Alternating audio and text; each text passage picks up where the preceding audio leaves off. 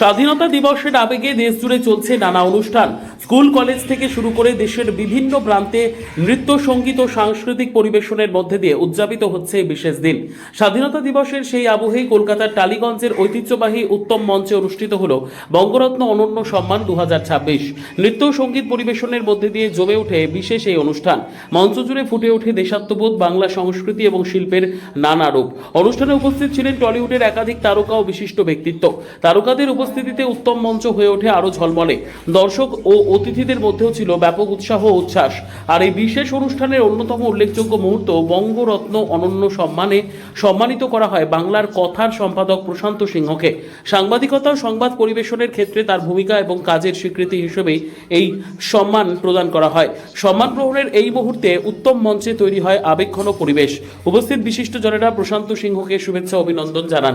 একদিকে স্বাধীনতা দিবসের গৌরব, অন্যদিকে নৃত্য সঙ্গীতের সাংস্কৃতিক পরিবেশনা, টলিউড তারকাদের উপস্থিতি এবং বাংলার কৃতি ব্যক্তিত্বদের সম্মাননা, সব মিলিয়ে বঙ্গরত্ন অনন্য সম্মান 2026 হয়ে উঠল এক স্মরণীয় আয়োজন। স্বাধীনতার আগে বাংলার সংস্কৃতির মেলবন্ধনে উত্তম মঞ্চে তারার আলোয় উদ্ভাসিত হল বঙ্গরত্ন অনন্য সম্মান 2026।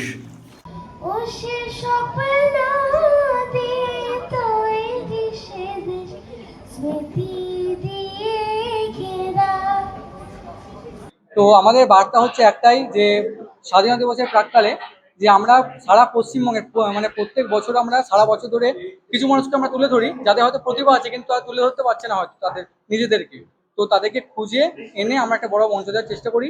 হয়তো এরকম কিছু মানুষ আছে যারা হয়তো হুইল চেয়ারে বড় হয়েছে ছোটবেলা থেকে, সে হয়তো হাত পা হয়তো তার কাজ করতে পারে না, কিন্তু তার মধ্যে একটা প্রতিভা আছে, সে খুব ভালো ছবি আঁকতে পারে। এরকম কিছু ক্রিয়েটিভিটি মানুষদেরকে আমরা তুলে আনার চেষ্টা করেছি, যাদের মাধ্যমে সমাজকে এই বার্তা দিতে চলেছি যে যাদের মধ্যে যারা মানে সমাজ থেকে একটুখানি হয়তো অন্যদের থেকে একটু আলাদা, হ্যাঁ, তো তাদেরকে তারা যাতে নিজেদের না আলাদা করে না ভাবেন, যাতে তারা সমাজের একটা পার্ট এটা বোঝেন, তো তার জন্য তাদের এই সম্মান। এই যে স্বাধীনতা দিবসে এবছর বিশেষ বিশেষ কিছু কাজ করা হয়েছে, সেক্ষেত্রে বিভিন্ন সময় দেখা গেছে যে এই বছরের স্বাধীনতা দিবসটা একটু অন্যরকম, তো হর ঘর তিরঙ্গা, তিরঙ্গা যাত্রা, বিভিন্ন ক্ষেত্রে বিভিন্ন রকম ভাবে জাতীয় পতাকাকে, অর্থাৎ সব থেকে বড় বিষয় প্রথম বন্দে মাতরম গান কিন্তু জাতীয় গান হিসাবে আজকে গাওয়া হয়েছে। এই বিষয়টা খুব ভালো লাগছে আমার। বিশেষ করে কি জানেন তো, মানে আমরা তো হচ্ছে ভুলে যাবার যা বাঙালি, সব ভুলে যাই কি হয়েছে আগে।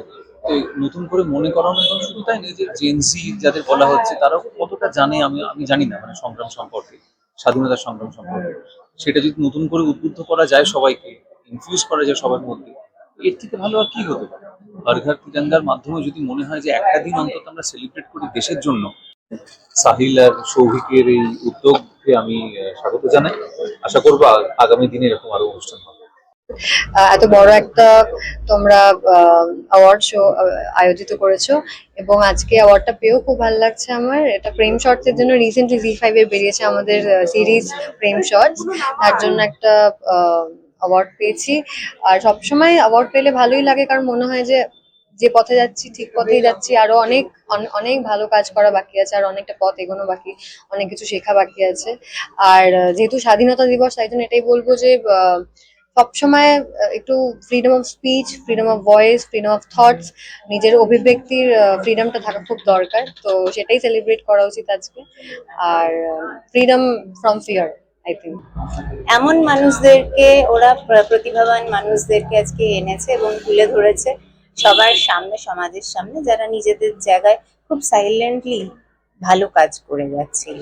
এবং আমার মনে হয় যে কোনো সময় কাউকে মানে ফেলিসিটেট করলে, তাদের সম্মান জানালে তারা অনেকটা বেশি প্রোৎসাহন পায়। তো স্বাভাবিকভাবে তারা নিজেদের জীবনে আরো ভালো কাজ করবে, এবং ওদের দেখে অন্যান্য অনেকজনে আরো সে পাবে, প্রোৎসাহন পাবে। তো স্বাভাবিকভাবে ওর এই উদ্যোগটাকে আমার কুর্নিশ। আর আজকে 80তম আমাদের ইন্ডিপেন্ডেন্স ডে, তার জন্য আপনাদের দর্শককে অনেক অনেক শুভেচ্ছা।